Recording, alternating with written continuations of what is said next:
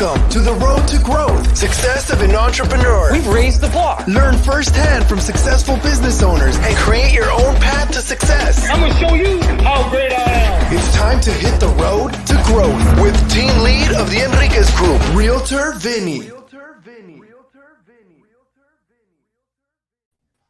Hi, you Road to Growth listeners. Today, I got two for the price of one. I rarely have two people on here. We're going to try something different.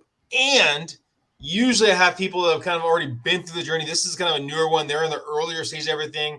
Even the information, NFTs, people listening right now or watching right now might not be fully sure of even what NFTs are. So a lot of this information, a lot of stuff's going on right now is more kind of cutting edge, at least for, us old timers. I don't know who else listening right now is similar to that. But we have Nico Ramirez and Isaac Dubuque. Did I say that right?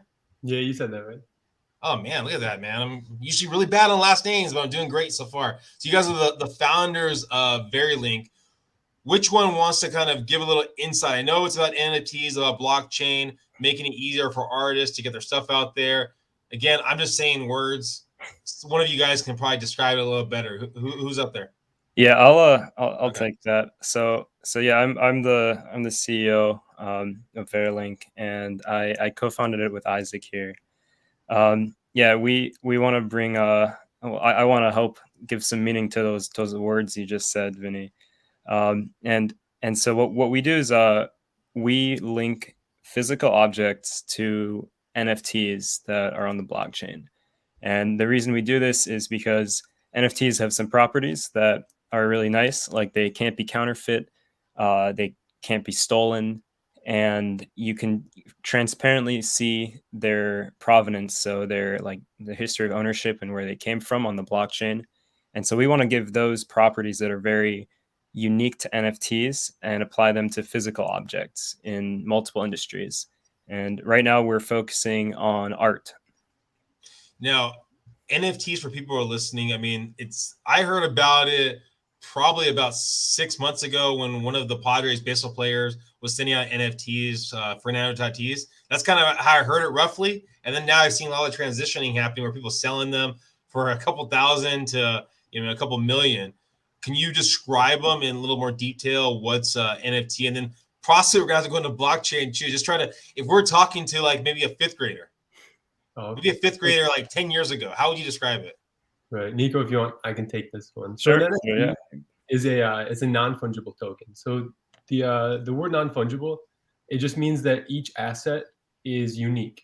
So for a Bitcoin or another cryptocurrency, each currency is indistinguishable from the other. One Bitcoin is equal to one other Bitcoin. The same thing as a dollar bill is equal to another dollar bill. So that means it's fungible. So each one is indistinguishable. So on the other side, you have this non-fungible token, which is a distinguishable entity on the blockchain. And what that means is that it represents a unique asset. And in this case, if we think of the blockchain as a big database that holds a lot of information, an NFT is an entry into that database. And that entry can contain media, like digital content that we've seen in the OpenSea NFTs, where people are trading around JPEGs and GIFs. It can have documents associated with it, or even code through smart contracts. And with your guys' platform, how does this vary to what's currently being done right now? Yeah, so there's as you mentioned, there's a ton going on in NFTs. And right now, I think most of this, like pretty much everything that we've seen revolving around NFTs has been purely digital. So like JPEGs, videos, the NFT gaming industry is starting to take off. You might have heard of that. But no one's really done anything in the physical world. And like I said earlier, we want to take those really cool properties of NFTs and basically give those properties to physical objects. Okay, so it's because from what I understand with like Bitcoin, a lot of that stuff, and we're gonna get into your story into how you got here. what I understand from like Bitcoin and a lot of these other platforms, I guess now there's platforms you can actually look at them, but before it was you had to have that on a hard drive, and that was the only way you had access to it, right?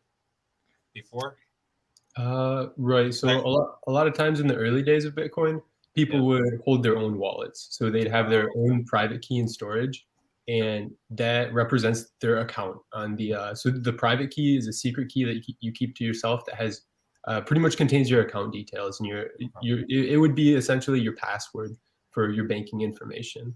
And people would hold that in the early days on their own wallets. So they would store that somewhere and then sign transactions with it. But nowadays, you see a lot of big companies like Coinbase and others that are actually doing this for people. It's funny. I hear myself talking, asking questions, and I almost feel like this is how people are talking. So, what are you talking about? www dot. This is the website. Yeah, is that going to be doing anything fancy? 10 years from now, 15 years from now, this is probably going to be like the norm. So, talking about you guys look fairly younger. Have you guys always been into this kind of world, into the online presence, into building apps, or where did this kind of love come about? Yeah, we graduated. We both graduated actually 2020. So yeah, we are definitely younger. And for me personally, like I've always liked the intersection of like digital and physical things. And I think Isaac has had some of that too. Like we worked on a project in undergrad together where we were making robot that create like was a fry cook robot, right?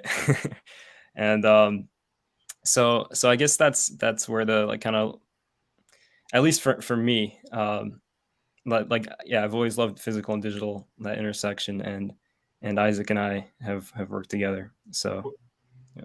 What about you, Isaac? Where did your like love, passion for technology come about? Was it at a young age? Was it more in college, like Nico? Or Yeah, it was definitely at a young age. So I found that it's a very creative and innovative space, the tech world, and that you can sit down on your computer and you can write code and sort of make anything. Even if it's just some website that only you're going to see.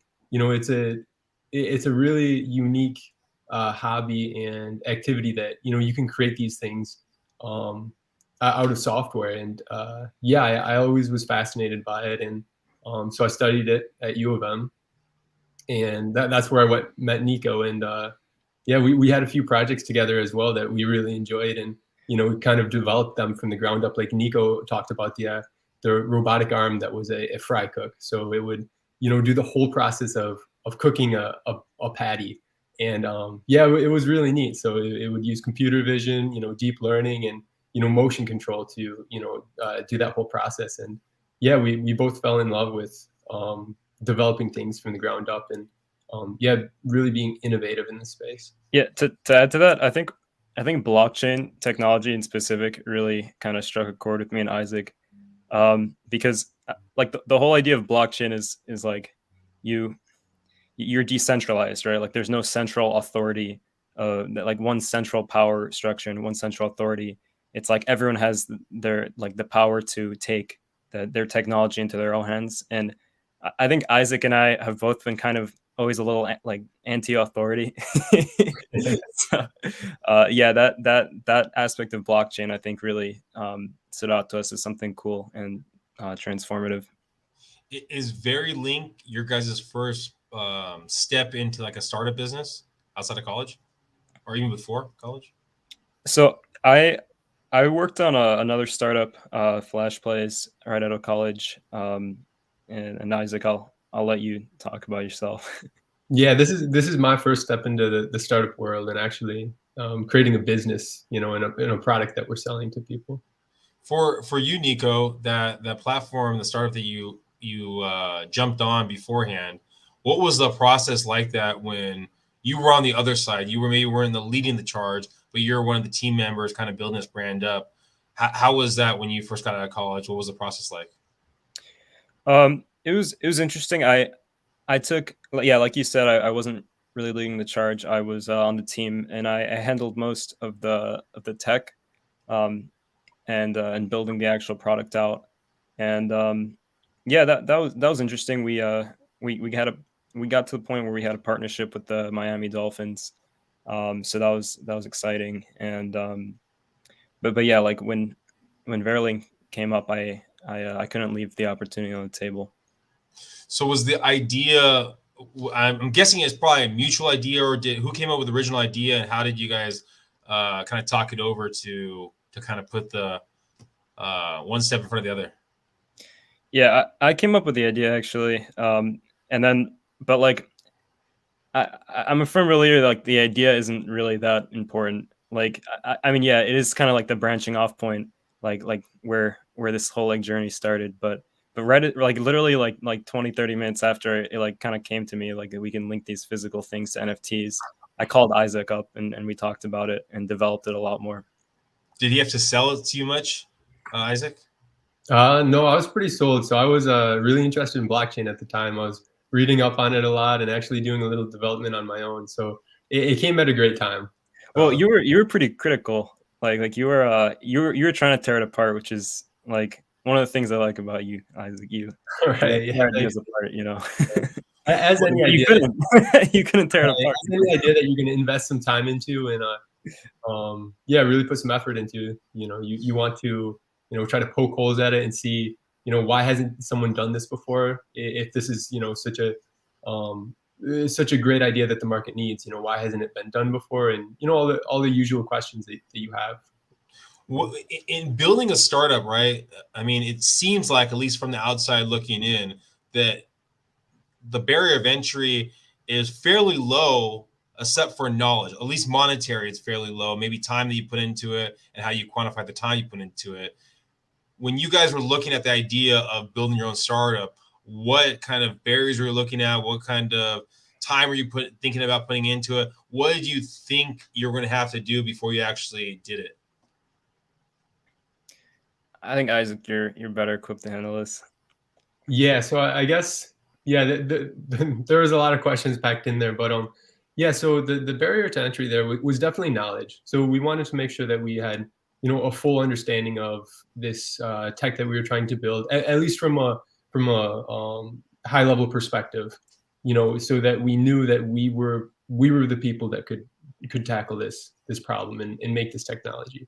So definitely knowledge, and we were both familiar with blockchain development, and also my background is in embedded systems, and Nico's done a lot of work in embedded systems as well. So we really had the knowledge down, I would say. But yeah, there's always the obstacles of how do we start this business? What are the first steps to get in there? How do we start reaching out to people and getting the word out about this, and getting people to test our product, and yeah, really just breaking into the in our case, since we're trying to enter the art market in the art world, how do we enter that? Especially because between Nico and I, we don't have much experience in the art world, in the art industry. So definitely a learning process trying to enter that market. Yeah, I'll add to that, and I think that the fact that we are kind of going into the physical world is a barrier to entry, because like this is one of the things we talked about when we were first starting, like, and like you said, Vinny, everyone and their mother has like a business idea for a startup, and like I think for the most part these are all in like the software world, like I don't know, like the Uber of Facebooks or the Facebook of Ubers, but like I think what kind of sold at least me on this idea, especially, was that we are going into the hardware world, and it's somewhere where especially Isaac has a unique experience in, and that isn't very common, and kind of sets us apart. Now, when you're looking in this field, right, as a startup, and I don't know what the process was when you started your first one, Nico, or when you were part of the first startup, from what I understand, right, talking to different people that have built their own startups and kind of gone through it, sometimes it's monetary based, sometimes it's stake in the company. I mean, for yourselves, being that you guys are leading the charge, how do you balance that act of going, okay, we're going to put our time and effort into the startup. Also, we need to put food on our table, a place to stay. How does that kind of balancing act work when you're kind of building your own startup? So I know the answer is very different for Isaac, but for me at least, I I've been able to. So I'm living in Ann Arbor right now, where living is comparably, like, it's a lot cheaper than if I were to live in like the Bay Area or New York, for example. So that's one way I've been able to manage that. Also, I made some like early investments in crypto, and I'm not like I didn't like make it huge by any means, but I made enough to like keep myself going and be able to pursue this full time, for the time being. What about you, Isaac? Yeah, in my case, when Nico approached me with this idea, I was already at a full-time position, software engineering position, and yeah, I've continued with it so far, and it's just been balancing my time between Verilink and this other position so that I can be successful in both and put a lot of effort into both. Now, and the balancing act of it and the idea of transitioning over to the startup when that time comes about. I mean, usually I'm talking to people where they've been in your situation and we're talking down the road and they go, okay, well, I made the choice, I made the jump when this happened. Do you have something in your mind, in your head, if you would make the jump and when that would be, if there's a milestone that would have to hit to make it actually possible? Right. So I've already promised Nico that when we do get funding, that's on the table. So that's kind of the event there that we're looking for. Okay. So when funding, and then the process Right. of getting funding. I mean, I guess for you, Nico. I mean, now that you and Isaac are leading the charge of getting funding, where are you kind of getting the knowledge base or getting the understanding of to go after these venture capitalists or find funding? Where are you kind of getting the information of where to go and who to talk to? Yeah, that's a really good question. And mainly, I was fortunate enough where someone actually reached out to me, um, and he's been great. He's been helping me navigate this like new world to me. So there's that, and also I do have like some friends in this who kind of gone through the ringer before, especially at FlashPlays where I used to work. They've also given me some good advice, and yeah, people have been surprisingly helpful, um, and people, like, if I just ask them for help, like a lot of them are willing to uh, give some advice, and like and yeah, it can help to have like something that kind of aligns your incentives. Like if they're an investor, like they have the potential to invest in us, right? And then they'd probably be more willing to give some advice. But in general, I found people to be surprisingly friendly and open to giving advice. How do you balance out? Because I would guess not everyone is friendly and positive about your decision. I mean, there might be people around you. What are you doing? What are you thinking? How do you steer away from those kind of individuals or try to think positive when you're around those individuals? Yeah, there haven't been too many people like that, and I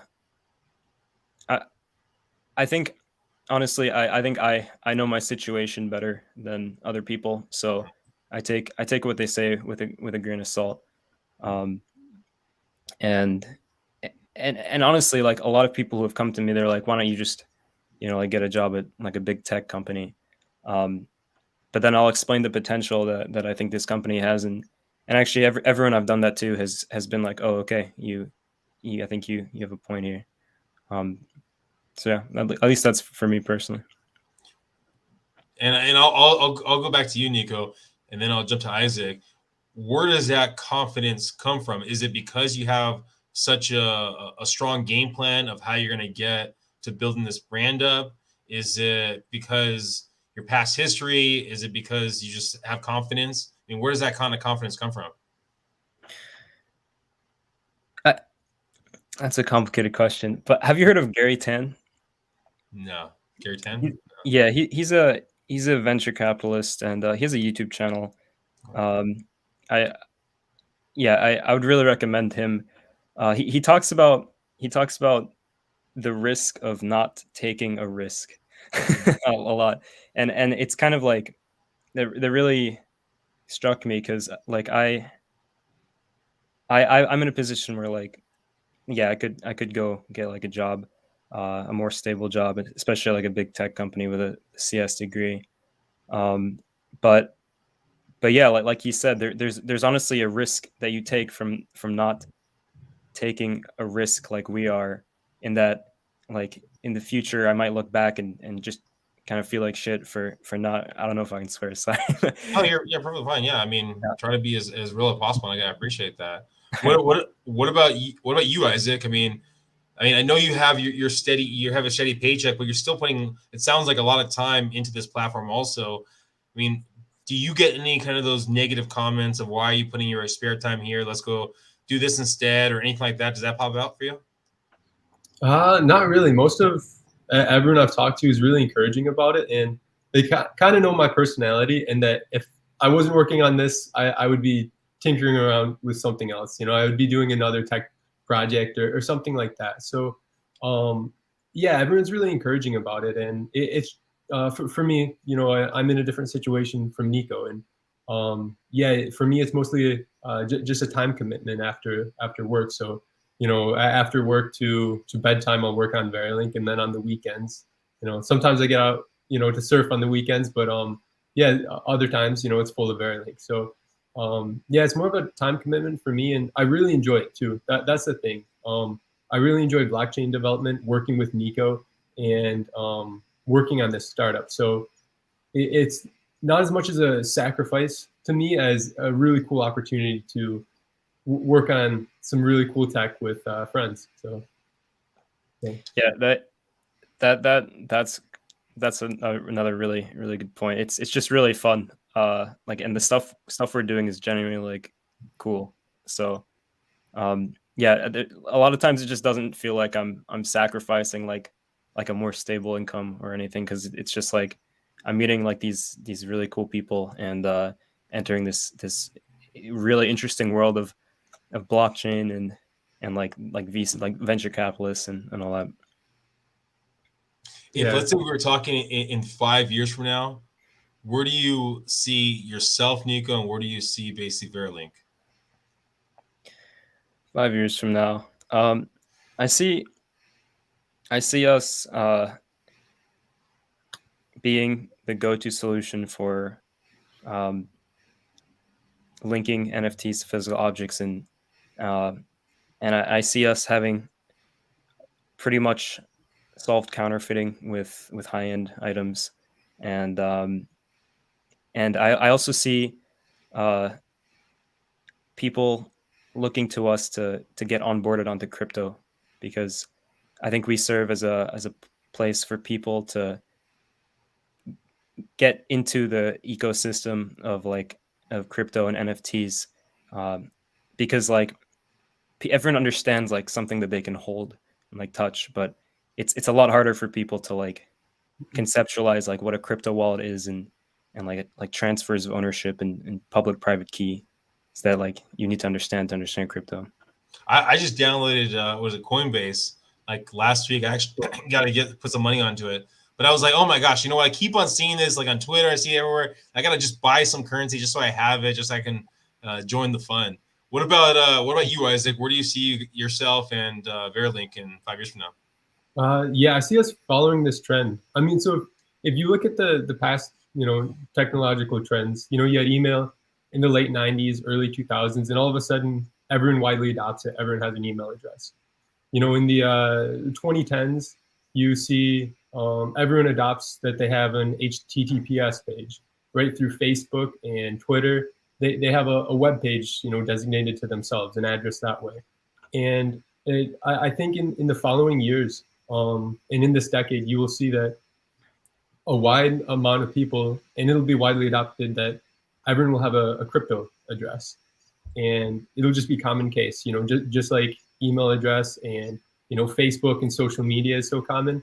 That's just another step in the process. And I think that Verilink has a really unique opportunity here because, like Nico mentioned, we have proof of authenticity through this physical the physical item being linked to the blockchain. We can prove that it's that unique item. But there's a lot of other applications that we can delve into with this technology. For example, proof of location. So since it's a physical item that's scanned and it can drop an NFT in your wallet, potentially, then in that case, it could be a proof of location by you scan this physical item and it's in a physical location and it's tracked on the blockchain. And so there's a lot of different applications for this, and also to add a unique digital experience to physical objects. So I was actually talking to Nico in the gaming industry, right? You see a lot of people for these games, they'll spend a lot of money on like skins and in-game items for their character. And it's not out of the question that you might see down the road that a Verilink luxury product offers an in-game item as well. That same luxury product you can have in-game because it's linked from the physical item to the blockchain. So it's in the digital world. Have either of you guys read or seen the movie for Ready Player One? Yep. Yeah. Okay, this is just a random idea, but how long do you think until we actually get, virtual reality where we're in there using cryptocurrency to buy things and living a truly a second life? What would be your rough guess? Do you even think that's something down the road? Yeah, I think that's. We're already sort of living that, right? Through social media, where everyone's online and they're living in this digital reality where you have pictures and content on social media that you follow, and it's not really real physical life, but you're already living in that reality. So it's sort of already happening, but I think what you're talking about is that you're inside this new world and you're a part of this new world, and you might own assets in the new world like land and clothes and stuff like that. I think blockchain will definitely be an enabling technology for that. Yeah, because they tried to do that. What was it, like 10 years ago? I think they tried to do it. I think it was a big push for, it was like Second Life, I think it was called. And then it kind of slowly, I think, dropped off the map. But it was big for a little while where actually companies had their own islands on there. And so I don't know if it's something that we'll see in the future or how long that might be. Yeah, I think do you know what VRChat is? No. So it's like do you know like the Ugandan knuckle meme? No. Yeah. All right, never mind. They're kind of like they're a virtual reality game where people just go and hang out. Oh, wow. And just interact, and you can have like an avatar. I've never played Second Life, but I'm tempted to say it's kind of like what Second Life was. I don't really know, to be honest. But yeah. So there's VRChat, and I think a big barrier to the what you're getting at is like the metaverse, right? Yeah. And so I think a big barrier to the metaverse is true decentralization and true interoperability of like the protocols. So if you have one company running like Second Life, then if anything happens to that company, or people find it kind of like they find something else to latch onto, like Fortnite, then Second Life dies as it did, and people move on.